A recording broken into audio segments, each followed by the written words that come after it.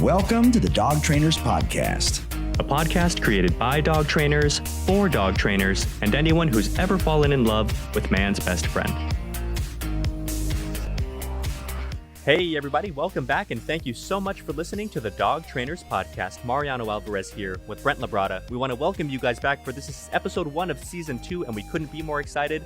This podcast has grown so much faster than we originally thought it was going to, and all of that is due to the amazing support that you guys have been giving us, and we want to thank you guys so much. And I also want to give some shout outs to people who have been showing us love on email. What's up to Brent, Barna, Lucia Diaz, Keshia Farand. Keshia, by the way, we've been meaning to get back to you. There's a few people we have to get back to. We apologize, guys. We've seen the emails and we will get back to you. It's just been a bit hectic around here, but we love you very much and we're not going to leave you hanging.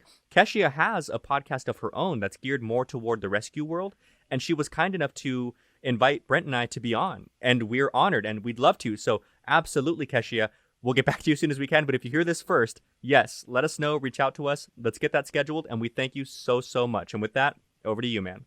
Indeed. He said something. He said, we love you guys, and we totally do love you guys. And just want to thank you guys for all of, the DMs and the emails and the Facebook messages and for sharing this podcast. And we love you guys. So you guys brought us back for a season 2. And, as it goes, we're looking at how we're going to make this better every single time. We're super excited for our trip in August, which we told you guys about in the close of season 1.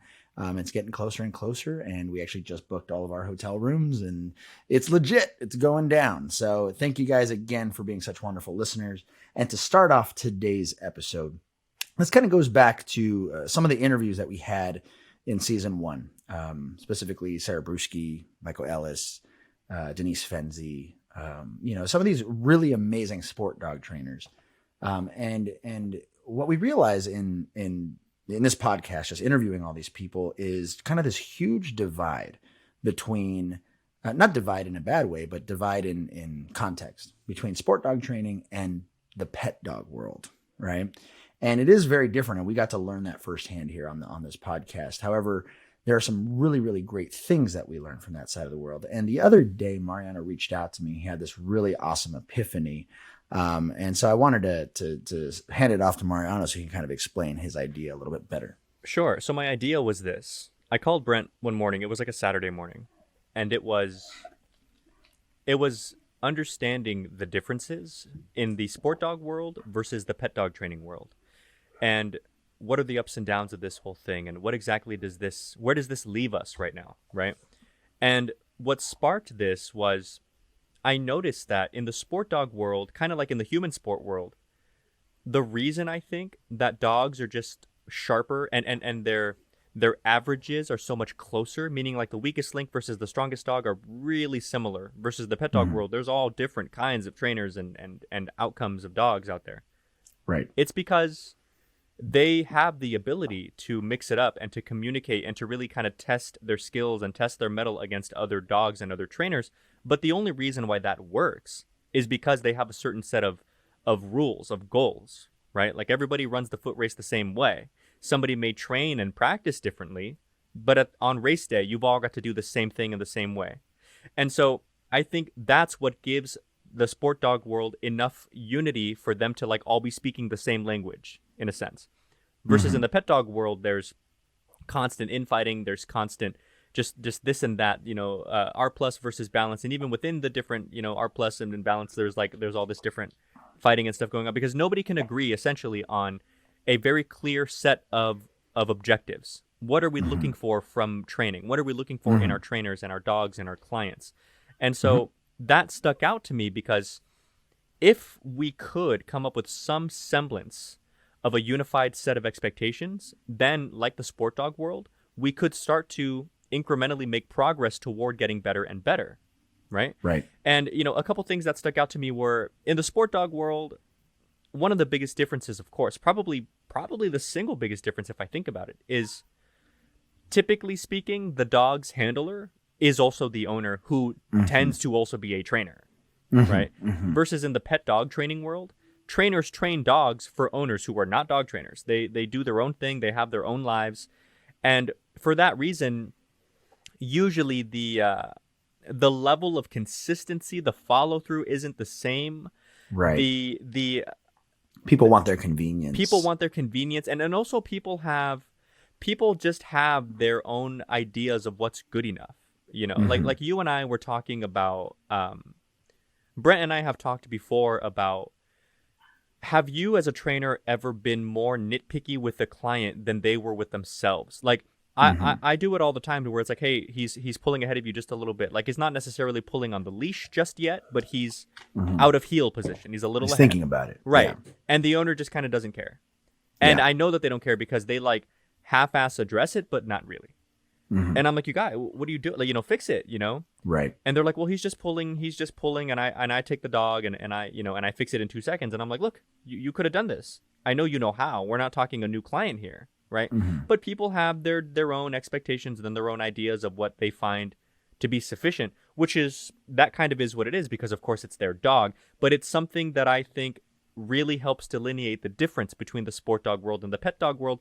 And, you know, that to me shows a bit of a degree in leadership, in a sense. And what I mean is, sport dog trainers / owners tend to be already very good at dealing with dogs. They're managing, they're training, their relationship building, their communication skills are all just on another level than the average client. And I think that there's a really important reason for this, which Brent's going to get into here in a second. But these are the ideas that kind of popped into my head, and we were trying to figure out how exactly we can turn this into a valuable message to you guys. So with that, over to you, bro. Yeah. Thanks, man. You know, what's interesting in as pet dog trainers, we have kind of different realms of clients, right? Like sometimes we get clients who are super proactive and they go out of their way to be ahead of bad behavior, right? Those are the people that call you for proper puppy raising and strategies and making sure that they properly socialize. And those clients, probably some of the easiest, because they have the willingness to do the right thing from the get, right? And then we have people who, they give us a call when their dog starts kind of getting out of control, and then they're like, all right, this isn't horrible, but I can see it turning horrible. So they're giving us a call to kind of correct certain bad behaviors, right? And ultimately the expectation of that owner is, I just want this dog to stop going down that path, right? Right. And then we have another percentage of clients that the dog's already fucked. The dog's already bit. The dog's already lunging. The dog's already growling. The dog's doing something already, scary to them. And now they want us as dog owner or dog trainers to help them, right? And the interesting thing is, there's a high percentage of dog owners who kind of are unwilling to change and unwilling to do everything that we say. And I was listening to some Gary Vee the other day, and he said this quote. He said, 100% of my clients do less than 50% of what I tell them to do. And when he said that, obviously, if you guys listen to Gary Vee, he's a great businessman, entrepreneur, and people pay him millions of dollars to make, campaigns for them, marketing campaigns. And their companies, he says, 100% of them do less than 50% of what I tell them to do. And I thought that was so hilarious, because as a dog trainer, I feel like that practically every day, right? And so if you guys can relate to this, the natural question that stems from this is like, all right, if 100% of my clients do less than 50% of what I tell them to do, the natural question is, well, how do I get them to do more than 50%, right? And one of the interesting things is, as we get better as a dog trainer, our 50% of influence changes. Our 50% of, the change that we're able to make in that dog's life changes in like potency, if you will, right? And so one thing I can say is that 50% of what I taught clients, let's say I did get a client to do minimum 50%. What I did 6 years ago is, I think what I do now 6 years later is more potent than what I did 6 years ago, right? So naturally, we start seeing more successful clients. We start seeing better troubleshooting. But we start seeing, the goal is, how do we help more? How do we influence clients more? How do we help them help their dogs more, right? And so this kind of comes down to breaking down, how is it that we as dog trainers, right? One thing I pulled from Mariano's explanation of things was, I was thinking like, all right, well, how is it that, if we don't have trophies and medals and, things like that, how is it that we as dog trainers helping clients, which, it's not a fair playing field. The rules are not necessarily in our favor all the time when dealing with clients. There's a money thing. There is a time limit thing. How is it that we go about fixing or making sure that we have more of an influence and a better impact? And that's something that we want to talk about as soon as we come back from this little break that we're going to take. So we'll see you guys in a minute. Hey guys, Mariano here with the Dog Trainers Podcast. I wanted to remind you to check us out on TikTok, Instagram, and YouTube at Dog Trainers Podcast. We appreciate all the love and support, and now, back to the show. All right, guys, welcome back, and thank you again so much for listening. So let's dive right back in with this point. Just before break, Brent was explaining Gary Vee's problem, right? 100% of his clients do less than 50% of what he tells them to do. And I think that we can all agree that we've been there before when it comes to most dog training clients. And one thing that we've really tried to take note of is how can we then make the 50% that they listen to more worthwhile than maybe the 50% we could have given them like 3 or 4 years ago, right? When we weren't as experienced as dog trainers. So one example of that would be, how is your storytelling ability? Make sure that that's getting better over time. And there are ways in which to go about that and somewhat kind of gauge that and make sure that you're progressing. But that's something that I always thought was a fascinating point. If they're only going to listen to half of what you say, make sure that half is really, really good, because if there's only half of it, then it becomes twice as important, right?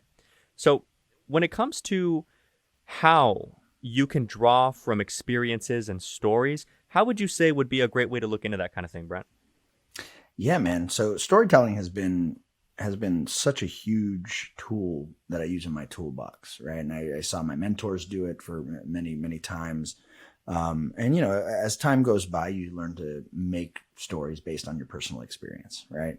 But the whole goal of storytelling is to help align the person's mental and emotional understanding of a concept so that they align quicker, right? Because a lot of times, I remember when I was a younger trainer, I'd be so busy, explaining the how to do something, right? Let's say, for example, well, this is how you hold the leash. This is how you fit the collar. This is how you give a treat. This is how you do a marker, right? Like the hows, the technical stuff.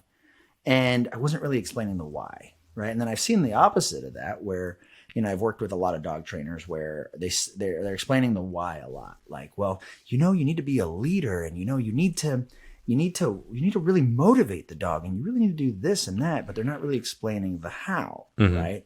And so in essence, a good story helps kind of lay out like a who, what, where, when, and why kind of thing, right? For our clients. And I think not only does storytelling help you explain things better, but it also helps you develop rapport and like a camaraderie with your clients. And that's been a huge tool for me, right? And so, depending on what side of that spectrum you are you busy explaining the how too much, or are you busy explaining the why too much? You've got to find that perfect balance of the two. And there are some people that need more why, and there are some people who need more how, right? There are some people who are just, it's hard for them to understand like how putting their dog in a crate is going to affect their separation anxiety. There are some people who it doesn't make sense how letting our dogs not heel or letting our dogs not pull is going to help them with, counter surfing. Like it's hard for them to make these correlations per se. But our job in storytelling is to try and find those stories that we can pull from our life experience, from our dog training experience, maybe even things outside of the realm of training, right? Like sports or jujitsu, as Mariano always brings up, right? Like this stuff helps align people's thoughts and emotions faster so that they can learn the technical skill. I'm going to bring it up just one more time, and here's why. Yeah. So when we talk about dancing that line or figuring out exactly how much of this versus that, right? The how versus the why. The way that I personally dance that line, there isn't some blueprint I go into it with. I'm explaining some of this, and as I see them, like, there's almost that like, okay, I've taken a good amount of information, now there's like diminishing returns. Maybe I'm losing them or something, then I'll kind of spill back into that. Maybe they start questioning this, and then I go over to that. So like I'll kind of play the game with them, and naturally, because I'm playing based off of them, I can see some require more how-to. Some people are just type A, just tell me what to do and I'll do it. Versus some people are like, I get it, but are you sure this isn't going to like hurt their Right. feelings? Are you sure Right. that he's not going to think I'm abandoning him in the crate? So Right.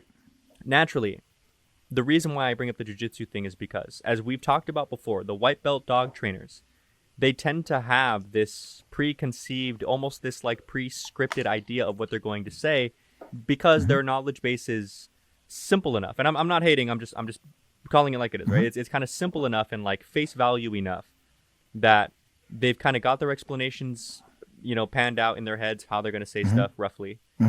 And they don't quite have the comfort level to like dance around with it much. And because Right. of that, it doesn't feel like a conversation.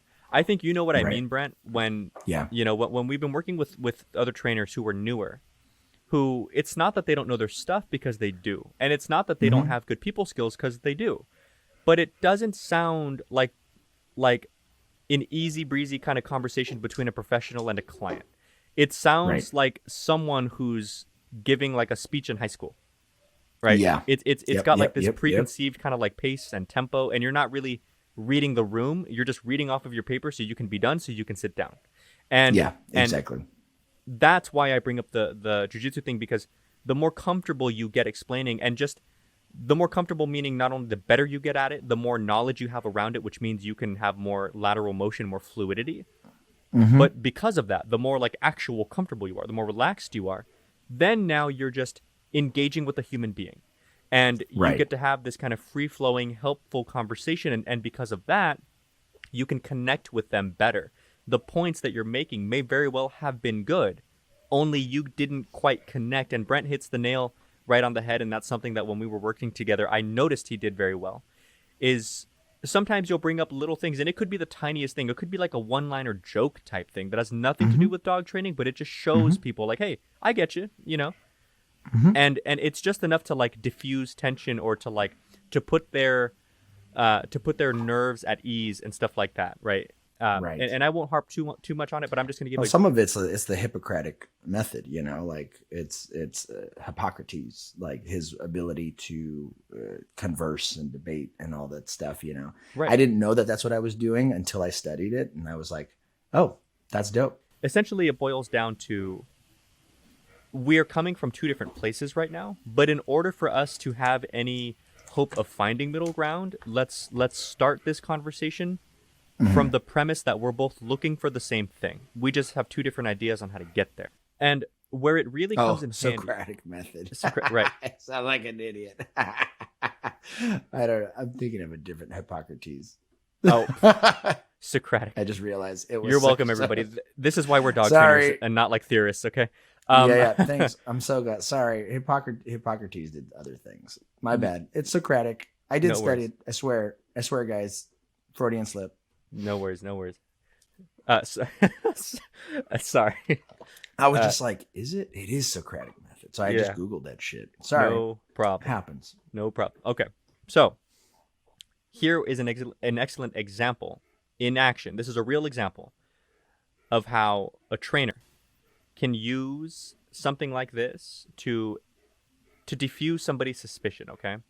Obviously, these people come seeking a trainer, meaning they're coming to you in good faith, right? What happens when you meet with a client, you do the evaluation, and you realize, wow, this dog needs structure, this dog needs, this and that, and the owners just aren't quite comfortable doing that. Obviously, otherwise they wouldn't be in this position, right? And so let's say, okay, your dog is becoming a little too attached to you. He's becoming territorial, possessive in these COVID days because you're working from home. You need to start creating them more, or at least separating yourself more. And they're uncomfortable with that. And now, if you really kind of dive into it, and you'll know what I mean, is when you really kind of dive into how they're feeling about you in that moment, as you're saying this to them, they're starting to think like, I don't think they get it. I don't think they this. I don't think they that. Like, I think that, it's almost like they're starting to think you don't care about the dog, right? So the easy way for you to kind of diffuse that little bit of suspicion right there is to be lighthearted for a second. An example being, I met a potential client the other day. Eval was going great, but the mom was a little nervous about structure and stuff like that. And it just so happens that her husband, who I had already met, like he was around and getting ready for work, and so he's getting ready to leave. And they're like an older couple. So this surprised me. He's getting ready for work. He comes back out to the room where we are with a moto jacket on. And I was like, "Whoa, you ride?" And then he and I had like a little 5-minute conversation about bikes and stuff. And I could and she too, like she just got on a bike, and it was this whole thing, right? Nothing to do with dog training, but it kind of reminded her like, "Hey, I'm a person too. Like like we all, like I enjoy my life too. Like like little things that shouldn't be related, but they are." And then once I kind of diffused that tension and just had a pleasant conversation period with her, then when I dove right back into crate training, she was more open to the concept. I'm not just this cold robot to her. I'm not just some professional who doesn't give a shit about your situation. I'm somebody who cares about you. Yeah. I mean, it helps break the tension. Exactly. For sure. Right. Like and you said, and that's I think I got this from you, who got this from your dad, is people don't care how much you know until they know how much you care. 100%. Yeah. And I see that dancing of that line a lot. And it's really difficult sometimes with certain owners, right? And this whole 50% idea. There are some clients that do 70%, some clients that do 80%. Those are the easy ones. Those are the ones who are just like, that's awesome.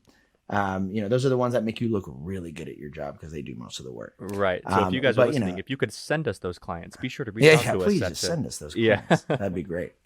So the next thing that we have to take a look at is our technical teaching, right? So how is your technical teaching? Now, I define technical teaching as being able to pay attention to the minute things that are going to change the owner's overall outcome, right? Their body language, their posture, their hand positioning, things like the tone, the amount of repetitions of a command, like all these little tiny things really make a huge difference when you start like diving into them. And my skills in technical teaching got better and better. Actually, the more I actually taught staff members how to teach. Right. And so I think every dog trainer, it's really difficult to get good at technical teaching unless you are, for me, I was able to teach people how to work with dogs and train dogs without the pressure of, I only have an hour to do it, without the pressure of, they're paying me for this. So like I got to teach staff members and I got to teach assistants, and it was literally my job. I got paid to make sure people were good at stuff. Right. And so that allowed me to approach something one way. All right, that didn't work, or it worked, but I want to see if I could approach it from a different angle. And so one of the big things that I would always do is I would take a concept and I try and figure out 4 to 5 different ways of approaching that same problem. Maybe even with the same person, right? But what tends to happen is, teaching, like, for example, I used to run daycare, and we used to teach people in a daycare how to control, a group of 30 dogs without having to touch them, right? Maybe a slip lead here and there, right? But, it was a task, and we were one of the only daycares in Los Angeles that could actually ask all the dogs to lay down within 30 seconds, and we could be able to get all the dogs in a timeout. And Mariano actually used to work at that kennel with me, so he definitely knows about it. But one of the cool things about technical teaching, it's the little things that make all the difference, right? And a lot of little things is what changes the 50% of what I used to say, and what raises the potency of what it is that I'm teaching, right? And it's really cool. It's really cool because it allows the owners or the clients that we're working with to get better faster, even though it might seem that we're not progressing that quickly, right? So I remember when I was a younger trainer, I would feel so focused on like trying to get the result. And to me, I thought, well, it's as simple as, just grab the leash, pop it, and move forward and ask the dog to do it again, right? Well, if the dog doesn't do it right once, get him to do it 3 more times until he gets it right? And it was very hit the nail on the head. If there's a problem, just whack it down kind of thing, right? And what I realized, the more patient I became, the more technical of a trainer I became, the more attentive to the process of training that I became, the better results I was getting. And the happier clients were, because I was not putting unreasonable pressure on them, and therefore there was not unreasonable pressure on the dog. Right. And an interesting point to that. So you're talking about you've had this mindset shift from I just need to get this done to I'm going to kind of learn to really feel out the actual process of it. And I find that fascinating because I don't disagree with you, but in a weird way, I kind of do. Mm-hmm. Because I too, as I've gotten better as a dog trainer, learned to love the very minute aspects of training. Mm-hmm. Even like hand placement when trying to get a dog to lay down with food, right? Mm-hmm. This versus that. It's interesting to see when you have wherewithal to pay attention. Again, instead of like a white belt dog trainer just kind of just going through it, hoping it works. Mm-hmm. Mm-hmm. It's interesting to see, well, if I turn my hand this way, the dog reacts in that way. And I'm like, oh, that's fun. Right. And, and you can be a bit, it's almost conversational with the dog in the moment. Mm-hmm. The reason why I somewhat disagree, which we don't really disagree, is just because I'm a competitive person by nature. And I still tend to look at things as I still want to achieve my objective. Only now my objective is different. It's not get this dog to heel at all costs now. Now it's, how do I get this dog to absolutely love engaging with me? How do I get this dog to really want, and I mean like innately want in and of themselves, to work for you and with you instead of like avoiding corrections, so to speak, right? And I agree with you too that because we're working in a more efficient manner, naturally the dogs perform better, which even just the dog performing better in and of themselves takes pressure off the client too, because I'm sure everybody here knows what I mean when I say sometimes you can send a dog home that just looks badass and it alleviates a lot of stress off the owner because the dog kind of flatters the owner. Like the dog's better than them, Yeah, it kind of walks them through it. Exactly, right. As they get better, because there's always that like lull, especially with like a board and train situation because the owners have to catch up. So that is something that I found has made my training and my clients happier because the dogs look better, they're more focused and they want to be more focused, which means that they're more attentive over time, like as they get tired and stuff like that. They don't become combative. And so the owners feel better about working the dogs longer so that they get to work longer, and it's just this steamroll heading in the right direction. Yeah, totally. And one big thing that we've put into place here at my company is, as we talked about in the last episode of season 1, doing pre-go home follow-ups, right? Like every week, clients will come here and work with their dogs. And that's served as such an amazing opportunity for some of my newer trainers to work on their technical teaching skills, right? They don't have the pressure of the dog having to be flawless. They don't have the pressure of the dog. They just have to teach the owner what the dog had learned that week, right? And they get to go into dense material, like teaching, like, well, this is how we did this, and this is where we put our hands, and pretty much they just have to teach the owner to do what we've done with that dog for the last 7 days, right? And so it's really cool, and it's been going on for a month or two, and it's really awesome to just see my team get better, and they explain things, and I hear them say something from across the room to a client, and I'm like, that was dope, Right. So to just kind of see them bloom and blossom because it's starting to connect, right? Like the logic, the making it feel right, and the technical skill, all that stuff is connecting for them. Absolutely. And I'll tell you what I've noticed because I've been doing the same thing is I think just before we had Mike on, I was doing this thing to where I would have the owners come in just one time the week before the dog goes home. If it's a 3-week program, they'd come in at week 2. If it was 4-week, they'd come in at week 3. Since then, though, I've been doing the same thing, having them come in weekly when they can, because sometimes they're out of town, because it's summer. Yeah, true. But when they can, I try to get them in weekly. And what I've noticed lately, that's very helpful in terms of kind of improving technical teaching, is I'm able to there's a different way that I feel like clients learn and really, really digest this information when they feel it working in real time. Meaning, last week I had a client come in and they were working their dog with food work because it was the dog's first week here. Just the other day they came in, and this is now week 2, we were working leash work. And it was really fascinating that when you can scaffold things the way that makes sense to us as trainers, you can see the client's wheels turning, and kind of like assistant trainers. Same thing, because the dog ain't going home yet. So the owners don't have this pressure of like, I've got to do this right either, because they leave, right? Yep. So they just have to and they focus. know there's more work to be done. Yeah. Exactly. They just have to focus for 1 hour, and then you can go away, right? So, I was working sits and downs with this dog, just a brief rundown. The dog's a year-old golden doodle, and is very sweet, of course, and playful and everything, but he's bitten mom twice. And it was over stuff. Like, one was over a pull toy he didn't want to give up. He growls at her when she tries to kick him off the couch. There's just no boundary there. And so I told her from the beginning, the goal then is going to be, I need to teach you how to set boundaries with him. I need to teach you how to adjust your relationship with him, how to become a better leader for him.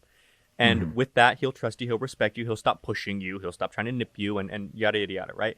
But I also explained to her, the process is going to look something like this. Before I do any of that, I've still got to teach him everything. I've still got to, like sports, I've got to show him what the jump shot is before I start judging the jump shot, right? Right. So Right. we went through food work, and she completely understood. This is how dogs learn. Don't worry about all the other stuff right now. Don't worry about boundary setting, all that right now. Just do this. Sit, boom, down, boom, boom, boom, boom. And understand while you do it, this is why dogs correlate what you said with your hand moving. And she goes, oh, okay. And it's a very lighthearted, simple message.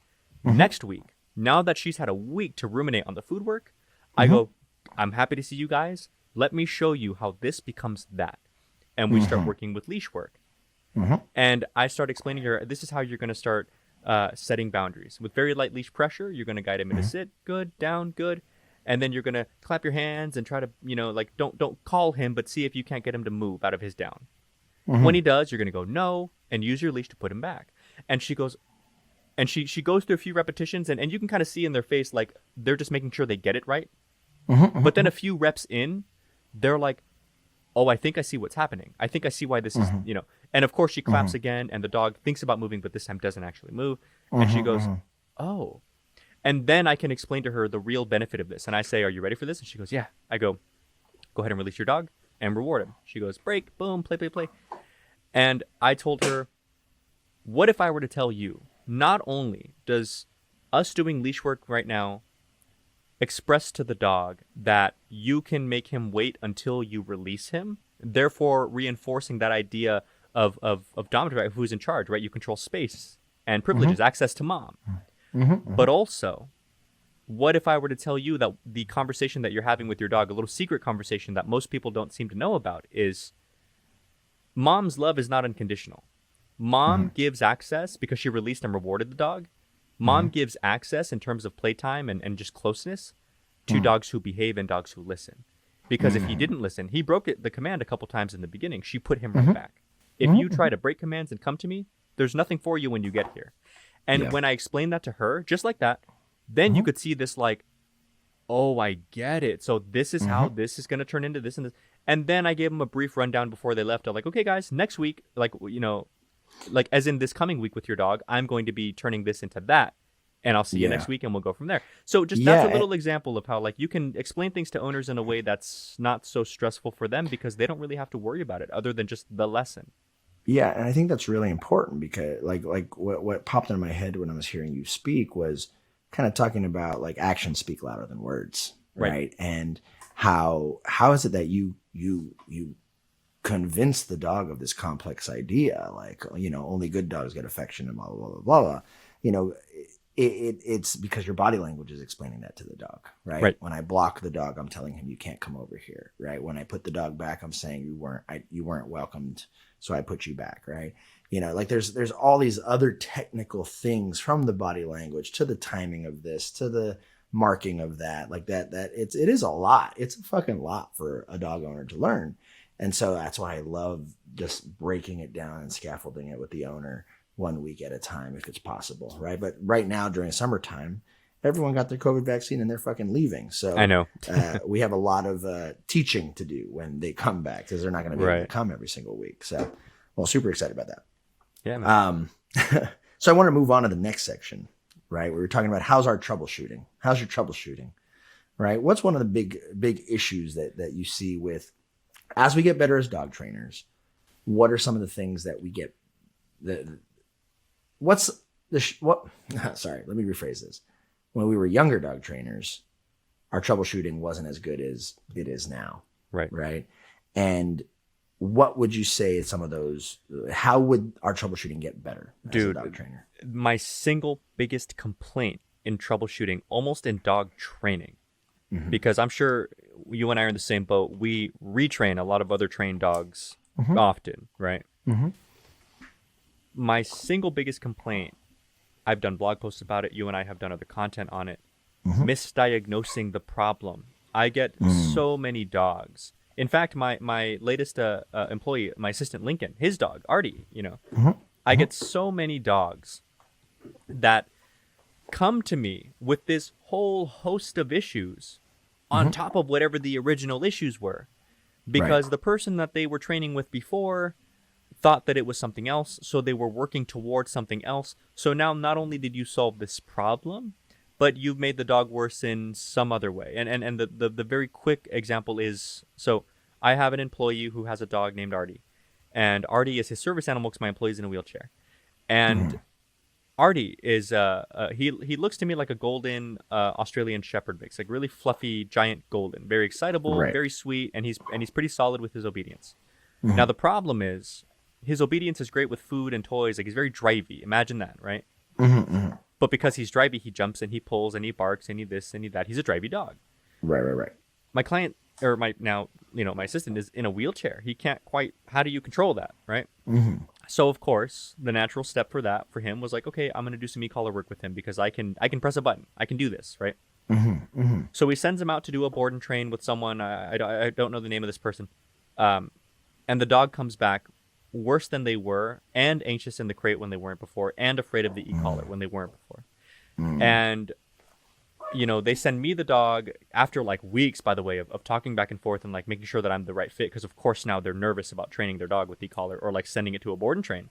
Right. But once I finally kind of got them on board and I got the dog in, when I started e-collar with him, I called him and I was like, listen, I think I know what went wrong, and I was like, listen, I don't know this other trainer. Like, I'm not judging them. I don't know who they are. I don't care. But a couple things, and you'd be amazed what a difference this can make. Artie is a fluffy dog. And I was like, so first things first, I got him some proper contact points. I can only... They were cranking up too high. Exactly. And also, I think they were correcting things that shouldn't have been corrected, which Of means... course. And that's a misdiagnosis. You're correcting something that's not correctable, which of course means the dog's going to be worse because now you're stressing them out, which then the trainer misdiagnoses as this dog is being brattier, so let me correct more and more and more. And I think that's what it was. It was just this whole host of like stressing this dog out. Whereas I took a different approach based on what I saw, and he got a lot better. He went home better. It was what they were looking for. They were happy enough that Lincoln wanted to work with me. I'll put it that way, right? So that was just my latest example, but people misdiagnose their problems all the time, and so they work for the wrong thing, and then the dog suffers, and it's just this whole issue. Yes, 100%. And I would say some of the misdiagnoses that I've grown from as a younger dog trainer was, I grew up right when dominance theory was like really big, right? Like I loved Cesar Millan as a kid, and I think one of the big thing was the difference between dominance and fear, right? And how, kind of diagnosing that a dog is just dominant and trying to control the situation all the time. And don't get me wrong, I've met a handful of dogs that straight up want to control their environment left and right, right? But however, a dog who is acting out, or a dog who's aggressive, or a dog who's baring teeth doesn't necessarily always mean that the dog is... Most of the time, that dog is fearful, not necessarily dominant, right? Generally speaking, when the dog is trying to control the environment, it's usually because he doesn't want the environment to control it, because it's scared, right? And so that was a big misdiagnosis that used to happen a lot when I was a younger dog trainer. And so kind of coming to that realization was super huge, because it allowed us to change the approach, right? Another one that was interesting is confusing misunderstanding of something with the dog challenging you. And this is something that's huge in compulsion training, right? So like if my dog didn't do something, most likely because he was out of focus, right? That's what I find out later as a trainer. But I looked at it like, that motherfucker, he purposely smelled the ground because he wants to teach me a lesson, and right? And so you approach it from a place of anger. You approach it from a place of like revenge, egotistical emotion and revenge, right? You approach it from this place, and this type of misdiagnosing of a dog's intention or a improper reading of the dog's behavior, it just leads to a lot of bad dog training, right? And guilty of it for sure. And I'm so glad I got out of it, and I was able to learn and educate myself. And there's a lot of misdiagnosing of what is possible and what is not possible in dog training. Absolutely. Right. As a trainer, at some point, a trainer feels I'm ready for the challenge. I'm going to try and I think I can fix all of them, Right. I think I right. can help all of them, right? Because we're so excited and stoked. And, as you get into, as more dogs you train, you start realizing your limits. You start Mhm. realizing the limits of at least what you can do. Mhm. And I think what we're going to talk about in the next section is kind of, how we learn a little bit more. But with that being said, let's go ahead and break for another commercial, my friend. Hey guys, it's Brent with the Dog Trainers Podcast. Now, did you guys know that if you leave us a review, it's easier for people to find us on their podcast platforms? So please go ahead and leave us a review on whatever podcast platform you're on. We'd really appreciate it. And now let's get back to the show. All right, guys, welcome back. And again, thank you so much for listening. Now, before we left for the break here, we were talking about making sure that we are improving in our ability to troubleshoot, making sure that we're not misdiagnosing, making sure that we're not taking one thing and accidentally kind of turning it into something else. And when we look at everything in a whole, right? Because we're talking, how's your troubleshooting? How's your technical teaching? How's your storytelling? The way that sums up is, how's your leadership, right? How good, how clear, how consistent of a leader are you to your dog? Are you someone like that shirt, like be the person your dog thinks you are or whatever, it's like, Yeah. how about this? Be somebody that your dog can follow consistently. Be somebody that your dog can trust, right? So when it comes to leadership, one of the points that I love to make, especially these days, is something that Blake Rodriguez said very perfectly, was clear communication is something that is desperately needed in dog training today, right? And I don't just mean explaining to clients, although that's very important. I mean even just with dogs, and that kind of ties in a little bit to what we've been talking about previously here, because if you're misdiagnosing dominance for fear, then you're communicating. It's just you're having two different conversations. So of course, there's not going to be much middle ground there, because the dog's telling you this and you're telling the dog that. If you're able to effectively communicate exactly what you're looking for from the dog, you get to sidestep a lot of that stuff. Not misdiagnosing, no need for having to go backwards with your troubleshooting. It's just your good old-fashioned technical skill doing its thing, you and this dog just kind of coexisting and working together. And I think that is something that makes you an extremely valuable leader. Another point would be proper scaffolding. And I think that's something else that most owners tend to oversimplify. Yeah. I think that owners and that would be have this- both for the dogs and the clients, right? Correct, right, because clear communication goes both ways, right? Yep. So scaffolding, I think, when it comes to, I'll break it down like this. Like for the dog, owners tend to jump the gun.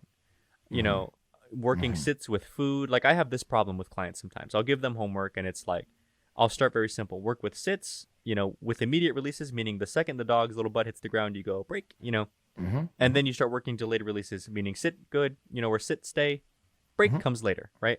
So, Yep. and little stuff like that. Very simple homework because it's the first week. And then I'll see them again next week and they're like, and I'm like, how'd the homework go? How'd the dog do? How's everything? And they're like, good. Check this out. Sit down, stay. And then they walk like into the other room, close the door behind them. And then the dog gets up, of course. And then they come back out. No, come here. Sit down, stay. Yeah. And I'm like, you guys, what the hell was that? This wasn't the assignment. Right. And they're like, yeah, well, he's not really that good at that. And I'm like, yeah, that's because he hasn't worked on that. Like, what are you doing? Right. And every owner does it. Like, it's not, it's not anybody in specific. It's just everybody jumps the gun. And that's why it's our job as trainers to make sure that we rein people in and say, listen, scaffolding is important. It's not that your dog isn't capable of doing this. He's just not ready for this right now. And every time you do it, you're just making him fail. He's not learning anything because he doesn't know what you're doing.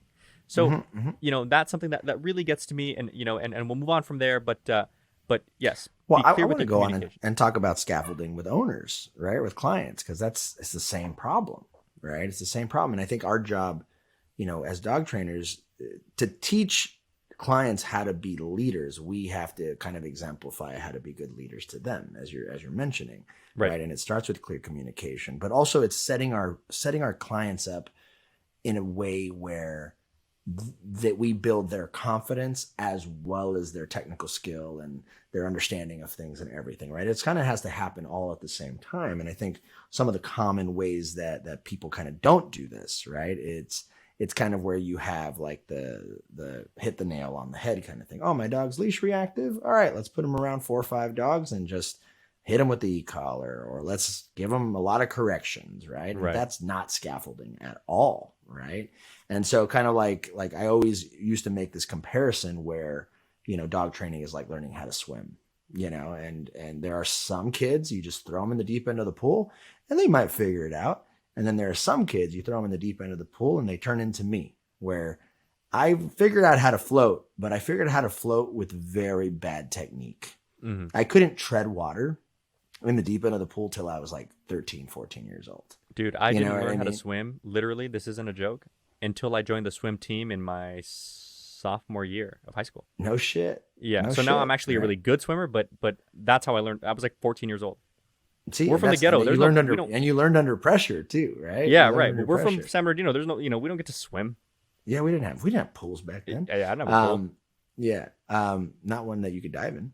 The little one that you put your hose in. Yeah.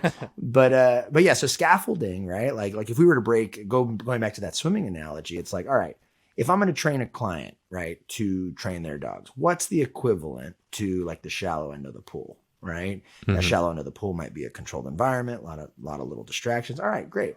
What's the difference?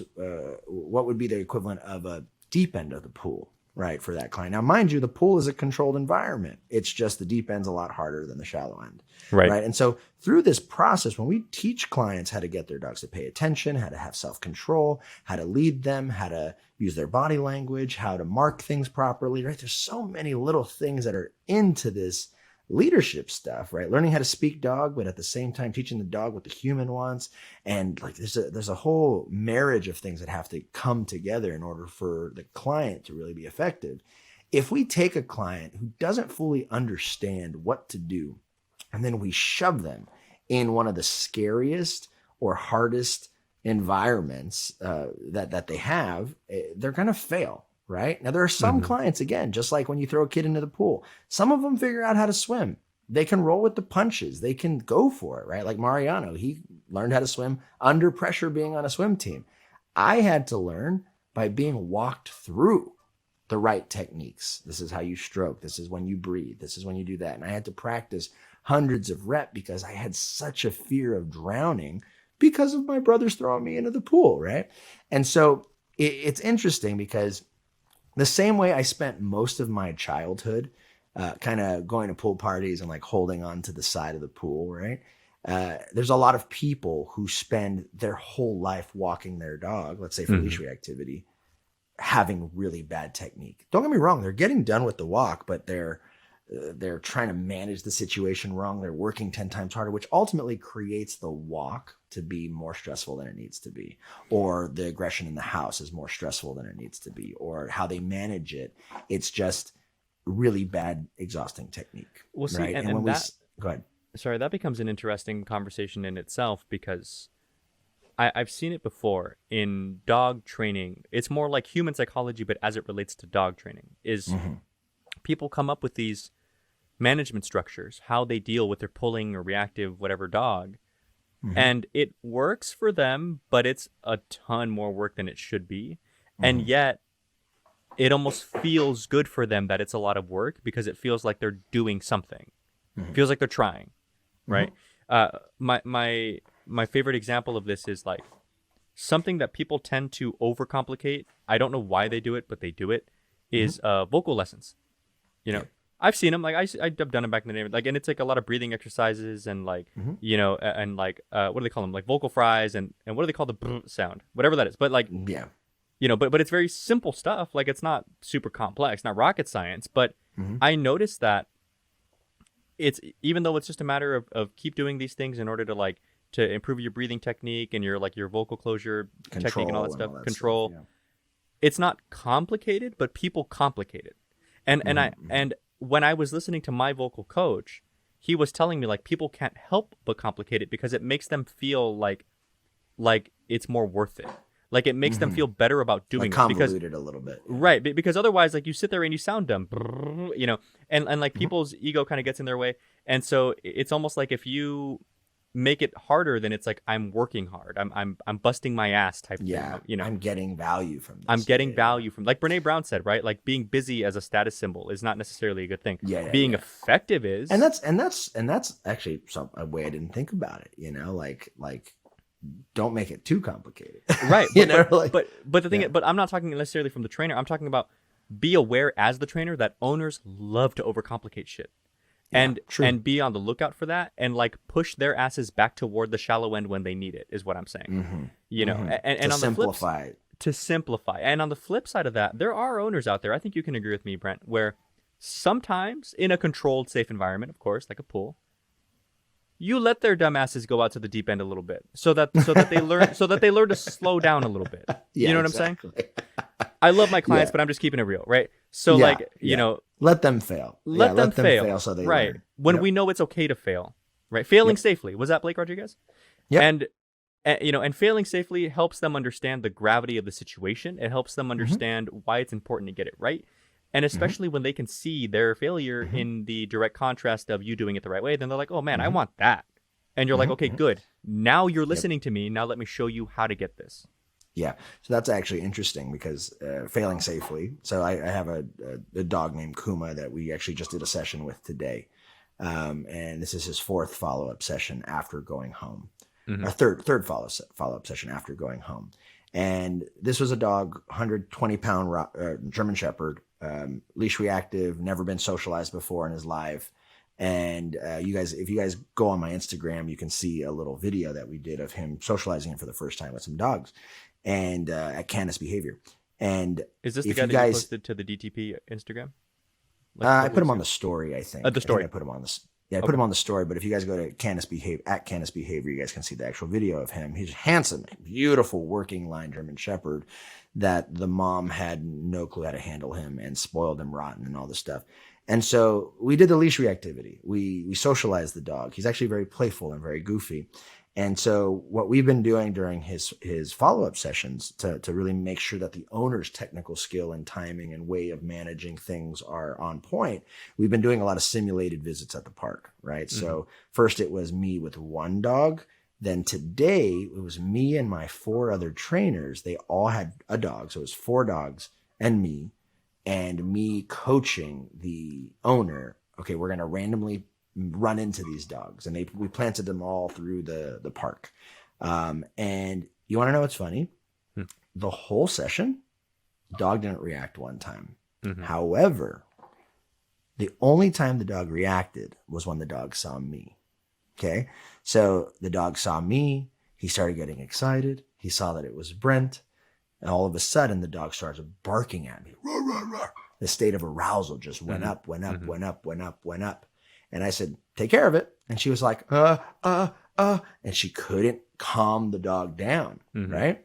And so going back to your point of sometimes letting them go into the deep end a little bit so they see the severity of it. So I said, you know, I was just like, all right, well, he got really highly aroused. And at that point, he turns and looks at a dog across the way. And I grab the leash. I control the dog immediately right there. And that was the only reaction the dog had all day. It was the first.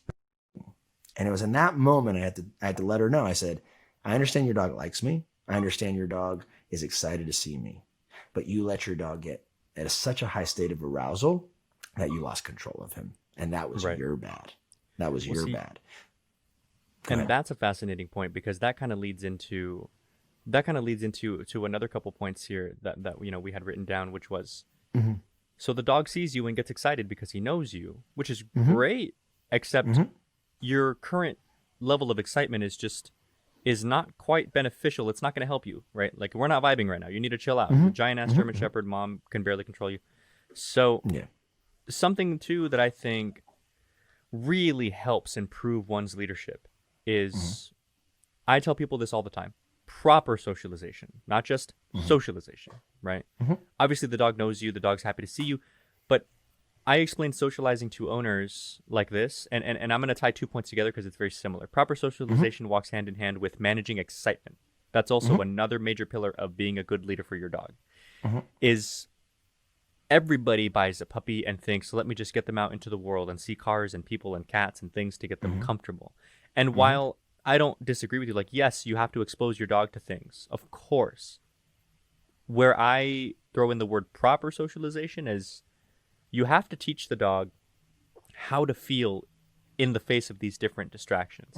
And I kind of, I use the example of kids, right? If kids are at Chuck E. Cheese, they have a certain set of expectations. Like, you guys were here, go play, go do your thing, right? If you're not going to play, we're going to go home type thing, right? But the expectation for these kids in the classroom is very different. I need you to be focused. I need you to be quiet. I need you to pay attention to your teachers. And it's interesting because we tell people all the time, like, you know, you need to learn your manners, but it's kind of a more complex idea when you think about it, because there's like, which manners? My Chuck E. Cheese manners or my school manners, right? My Chuck E. Cheese. But then, of course, the answer to that is like, well, you use your Chuck E. Cheese manners at Chuck E. Cheese, and and your school manners at school. Or the way Brent says it, I like it, is like, I'm a different guy with my friends than with my grandma. Right? It just is what it is, right? Because we understand, that the social like situation requires that different piece of ourselves, and owners don't tend to naturally understand this with their dogs. They just kind of think the dog is the dog, and my playful, excitable dog is going to be playful and excited when I go with them to the store. And I'm like, yeah, I get that, but it's not unfair of you to expect them to heal and be calm. When it's playtime, go play. That's fine. But when you're done with playtime and you're leaving the dog park and you're walking home, make sure that dog heals on the way home and isn't pulling to go and play with every dog that they see on the way. And that goes in hand with managing excitement, because as Brent just explained with this dog, was it Kuma?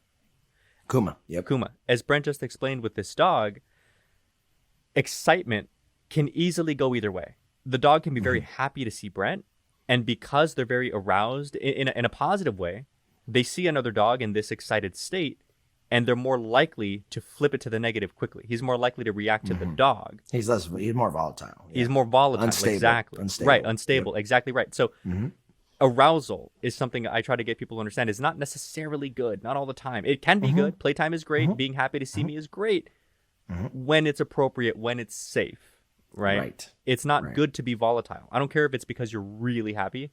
It's just not smart. It's smart to be dialed in. Be volatile when it's appropriate. Yeah.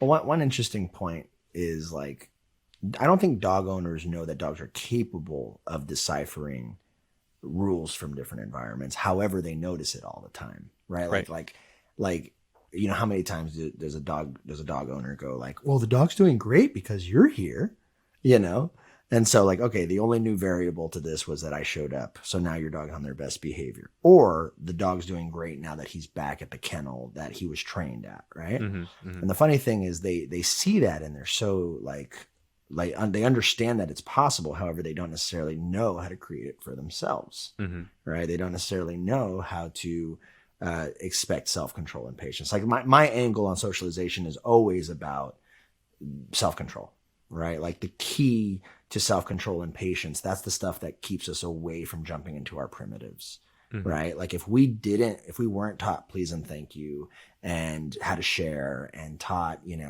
not to raise our voice, if we weren't taught those things as in essence, regulating arousal and manners and boundaries and limits and all that stuff, we would all be pretty primitive, right? We would more like dogs than you think. Right. And some people turn into that when they drink a little too much, You can either be a playful drunk or an angry drunk. But generally speaking, like, we lose a lot of those inhibitions the more you drink or if you're under the influence. Right. And so you can kind of see that play out with dogs. Right. If they don't have the proper manners or self-control, it's really hard to share or coexist or share space or whatever privileges, whatever it might be. So that's always my number one key when explaining socialization, because a lot of people confuse it with play. Exactly. Right? They think socialization has to do with play. Right. It's automatically playtime. Yeah. Usually those dogs are playing at a high state of arousal until they burn out. And that's what they think socialization is. And so very similar, my explanation to clients is just, who taught you to socialize? And then they go, oh, my parents. And I go, exactly. And how did they teach you to socialize? Oh, they taught you social skills. Oh, and the social skills are so we don't kill each other. Right. So the reason your dog is fighting a dog at the dog park is because he lacks social skills. And how's he going to learn those things? At home. right? And I always make the explanation. I was like, you can always tell the mom at the supermarket who has control over her kids at home and who doesn't, right? There's that mom who's like, I think you do such a good impression of like a really frustrated Latin mom. like, yeah. Are you asking me to do? Yeah, do what? Like, Okay. This was my mom when we were kids. Okay, I swear I was a good kid. Except my mom doesn't listen to my damn podcast. So neither does mine. So, yeah. So my mom, like at the store, she was just immediately frazzled. You know, hey mom, what the fuck do you want? It's like, mom, can I have some Skittles? Oh my god, no, you fucking bug! Like, go get the, you know, and she would just be like immediately annoyed, you know. But I find it interesting because to this day, like I'm 28 now, right? So now when I see my mom, the conversation's different. Like now it's her with my younger sisters or our like my nieces and nephews and her grandkids, you know. So so I still get to see this, but I'm not like part of it now. And now I'm like I don't understand why you're so frustrated, because handling kids is like really easy. You know, because I'll take them to the store if I get there. Like if you see family, they're like, oh my god, he's here. You know, I want to go with you to the store, and I'm like, all right, whatever. You know, jump in the car. But it's really not that hard to control them. It's just my mom immediately gets frazzled. And I noticed that impatient. Right, and because she got impatient and just became like ungrounded in her energy, like, oh my god, you know, you naturally just, I noticed that the kids don't listen to her because she's frazzled. Whereas in her head, you know, and like in any, you know, Hispanic, I guess, household person, because I was like this too when I was younger. In your head, it's like, if I'm louder and make more of a point, then they're gonna respect my point. Like I'm throwing the gauntlet, right? The kids are just look at you like, you're fucking crazy. Like, I'm not gonna listen to you. Yeah, you're nagging all the time. Right. So, you know, whenever I talk to my nieces and nephews or little brothers and whatever, I just talk to them and they listen to me like this, you know. And it's the funniest thing because my mom gets so butthurt, you know, and I'm like, Mom, just talk to them. Like, what are you yelling at them for, you know? But it is fascinating. You have to be able to.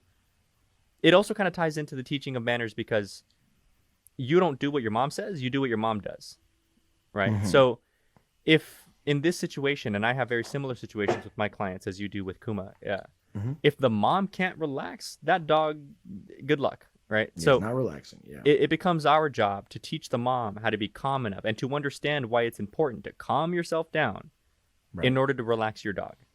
Right. Otherwise, you create the circumstance that you're afraid of. 100%. And I think that's why also like advocating for your dog is super important, right? If we go on like how a lot of the balanced dog trainers, we focus a lot on advocating for the dog. So this means stop giving a shit so much about what you want the dog to do and actually take consideration of what the dog wants to do. Right? Exactly. And you know, maybe your dog doesn't want to say hi to that dog on the leash. Maybe your dog doesn't want to, you know, do whatever it is, just because you want them to do. You know, something as simple as creating space on a leash. Something as simple as, you know, asking the dog to redirect the dog versus correct the dog. Right? Just something that simple.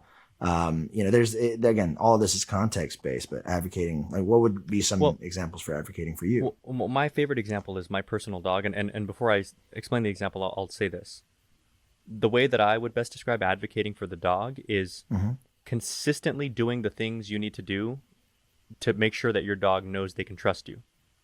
So my example is this. I have 3 dogs, and I always have 1 to 2 foster dogs. So I'll have like between 4 and 5 dogs at any given moment. One of my personal dogs' name is Simba, and he's a pitty. He's about 7 years old. And he's my only dog of 3 that is like legitimately, I would say, just not social. But here's the kicker. I've owned him for years. He's very obedient. He knows his stuff. I can have him around other dogs and I'm confident he'll be good. Right? Like I can put him around client dogs, and I know he's not gonna like go after them or something, right? Otherwise I wouldn't risk it. But even though I know he would be good, I don't do it. And it's not because I don't trust him. It's because I know he doesn't like it. So if my dog, who can be good around other dogs, doesn't enjoy being around other dogs, why would I torture him by making him be around other dogs? That's advocating for your dog. And by that same token, I have a dog, River. You know, River's like almost 10 now, man. Wow. And I know. And he's more of a shy dog. Like if I take him walking and somebody's like, oh, some people are just really terrible with their body language. They're like, hey, can I pet your dog, while reaching over your dog, right, before you said yes or anything.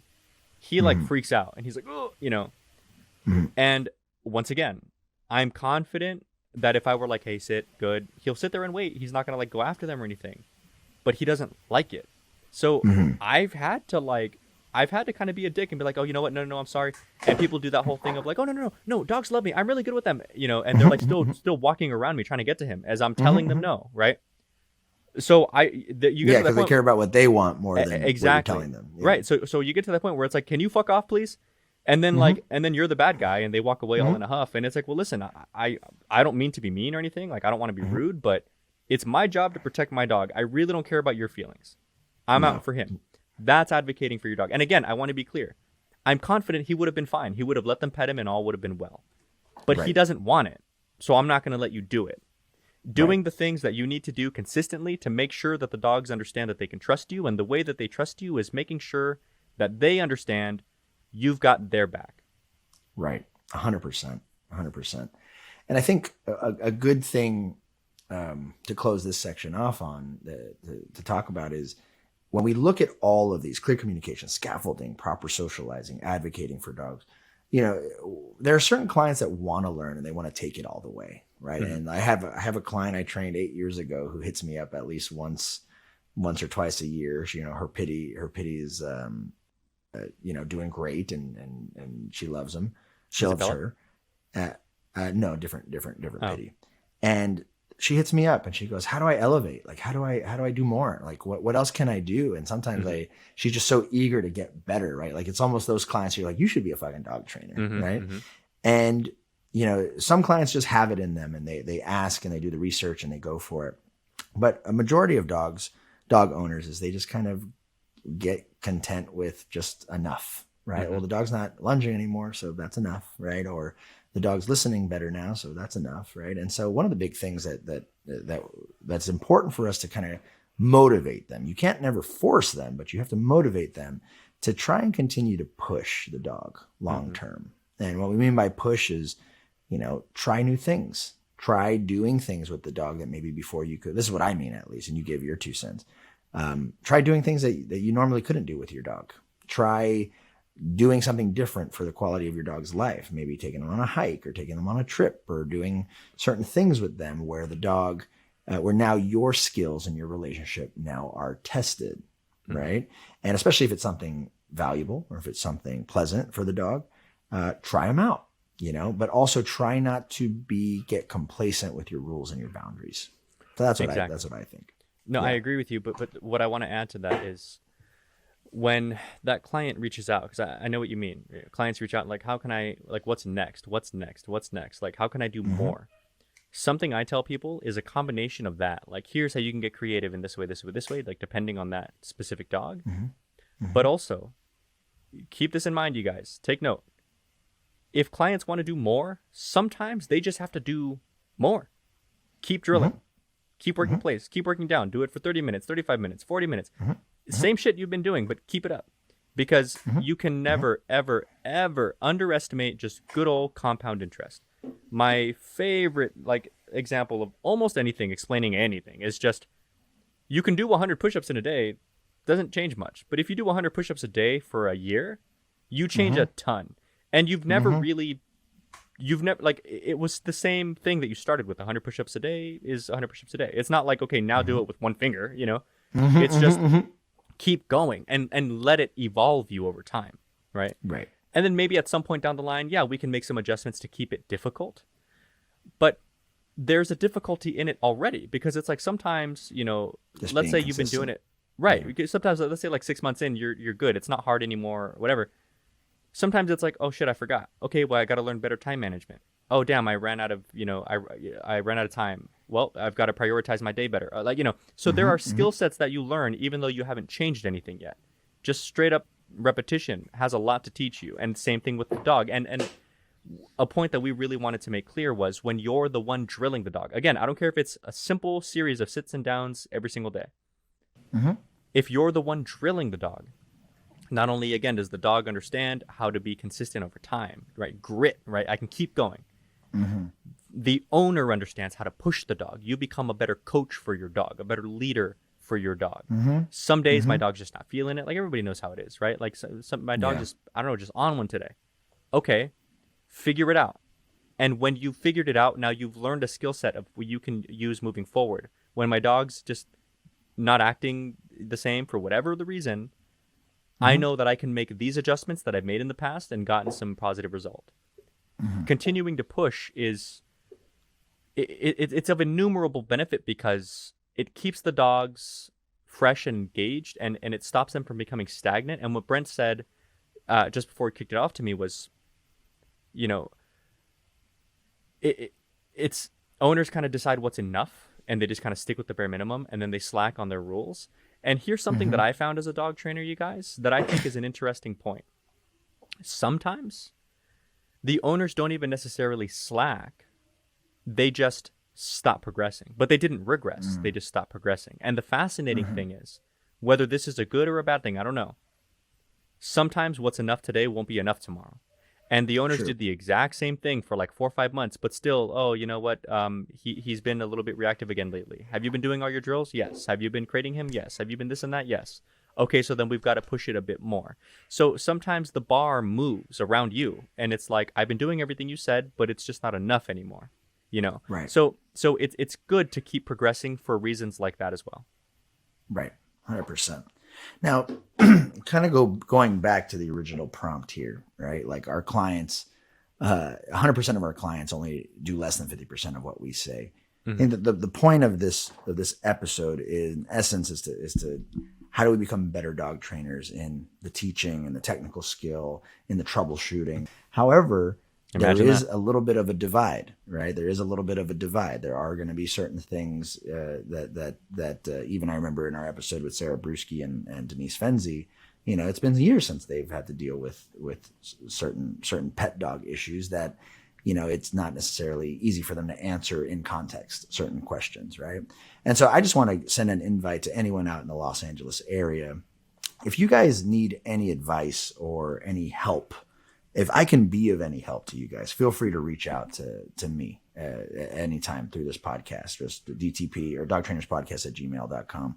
I'm happy to help you any way I live out here in Los Angeles. Not claiming to be the best at things, but definitely there's been a lot of growth that I've been able to do in my career, and I'd love to help elevate the career or knowledge of someone else around me, because that's the only way we're going to get better, is if we share knowledge.